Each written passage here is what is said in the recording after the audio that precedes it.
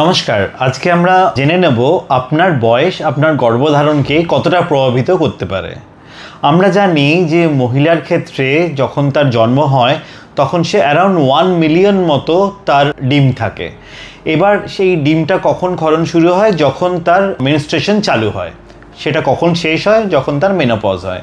তো এই সময় টোটাল এই 20 থেকে 25 বছর বয়স যেটা হচ্ছে সেই সময় টোটাল অ্যারাউন্ড 400 মতো শেয়ার এগ বেরোচ্ছে।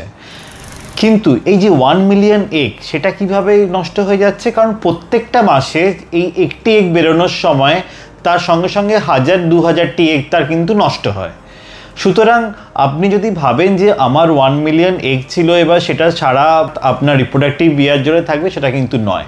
একটা সার্টেন এজের পর আপনার 30-এর পরে আপনার যে ডিমের সংখ্যা সেটি কিন্তু কমতে থাকে। 35-এর পরে সেটি খুব র্যাপিড রেটে কমতে থাকে এবং 40-র পরে সেটা কিন্তু প্রায় থাকে না। শুধু কোয়ান্টিটি নয়, আমাদের কোয়ালিটিও ভাবতে হবে। শুধু কোয়ান্টিটি কমে না, কোয়ালিটিও ডিমের কিন্তু আফটার দ্য এজ অফ 35 কমতে থাকে। কোয়ালিটি বলতে কি বুঝছি? কোয়ালিটি বলতে বুঝছি তার ক্রোমোজোমাল যে স্ট্রাকচার আছে সেটি কেমন আছে, যেটি থেকে আপনার বেবিটা তৈরি হয়।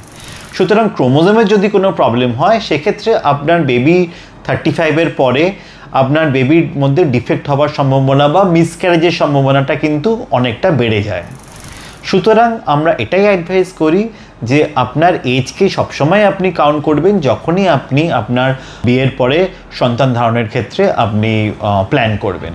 এটা কিন্তু পুরুষদের ক্ষেত্রেও সত্যি। পুরুষদের ক্ষেত্রেও আফটার দ্য এজ অফ 45 তার শুধু সিমেন্ট কাউন্ট বা মোটিলিটি কমে না, তার যে ডিএনএ ফ্র্যাগমেন্টেশন থাকে বা যে ক্রোমোজোম থাকে সেটি কিন্তু ব্রেক হতে চালু হয়। সুতরাং ডিএনএ ফ্র্যাগমেন্টেশন বাড়লে আপনার বেবির মধ্যেও প্রবলেম আসতে পারে, মিসক্যারেজের চান্স বাড়তে পারে, অটিজমের চান্স বাড়তে পারে। সুতরাং বয়স একটা কিন্তু বন্ধাত্বের জন্য একটি বড় ফ্যাক্টর। এটিকে সবসময় আপনারা মাথায় রাখবেন।